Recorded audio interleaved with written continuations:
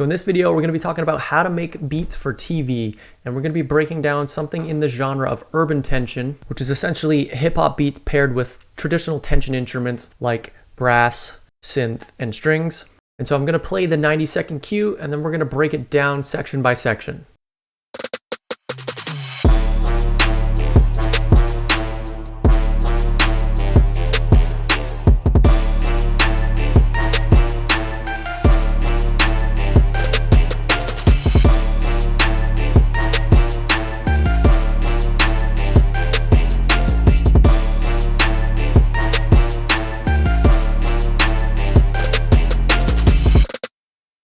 All right, so that's going to make up pretty much the entirety of the A section. So one thing you're going to notice right away is that I started off with a fill and it goes bang right into the beat.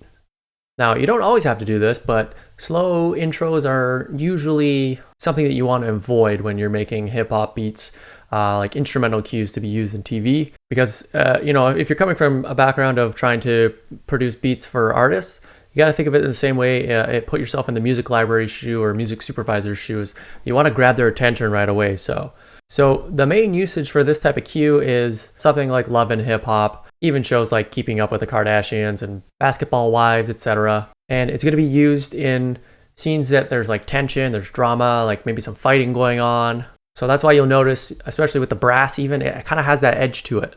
And it's like a really busy, banging type of 808 beat. So let's take a look at how it progresses.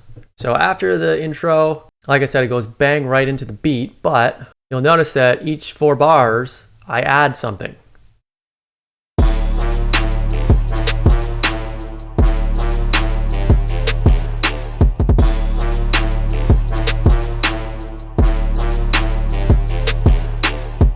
All right, so that's the first 4 bars, and then I bring the synth in.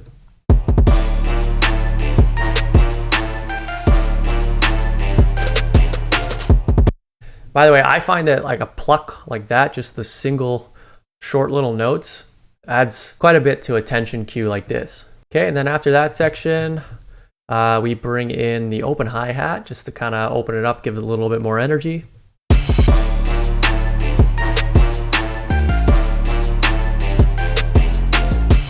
And then that section essentially repeats, but the only difference is this time because it's at the end, there's a fill in with it. And the whole point of that is, like, if they wanted to loop this part 2 times without having the drum fill in it,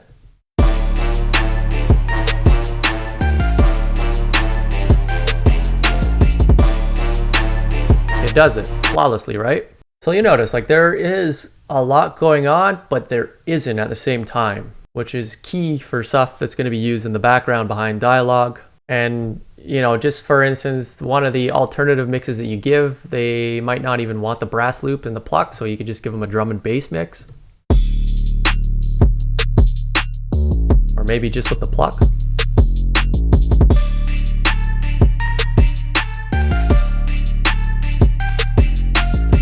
But it still gives the same type of emotion.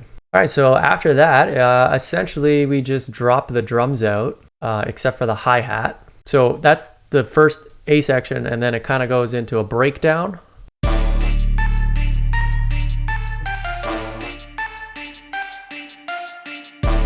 So this might be where the drama is just ensuing, and then you'll notice the clap come in. Now things are probably escalating, the fight's getting more intense.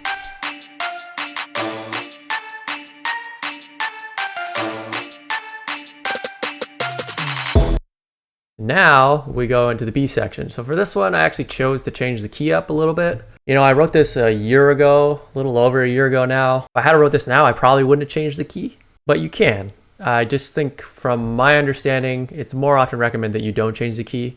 So now this time, I'm not just going to change the key and play the same things over and over again. I spread out the stabs, and then I used a different synth pluck in this so that the B section is separate from the A section. So it gives the music supervisor more options of where to use the cue.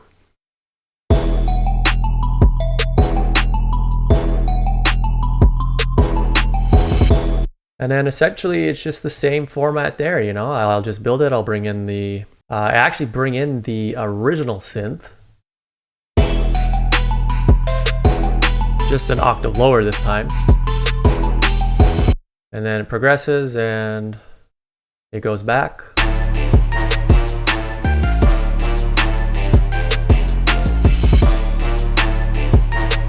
And I do let it break down again at the end, but you'll notice that it still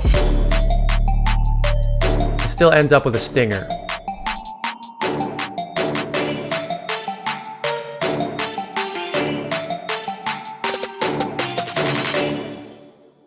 So that's essentially it. Like, these are drums and 808s that I used in beats that I made for artists, and I literally just brought them up, took advantage of using a brass loop, added my own plucks to it, and the key is just making sure that you actually have the vibe. I don't know if you watch any of those shows or not. I don't really watch them, but I've seen enough of them from references and stuff to know that that is the sound that it goes for. A lot of times you get that clap build up, so that you can have like a built-in intensity, you know, like maybe they're arguing at the dinner table and then the clap's building up, and then when they sit up and start like throwing drinks on each other or whatever, that's when the beat really comes in and things escalate. But that is essentially it. I am going to be doing more breakdowns of tracks like this to help as many people as possible learn what I've learned over a much shorter period of time, hopefully, if you are getting into this. But if you have any questions about choices that I made, the instruments that I was using, feel free to ask me in the comments.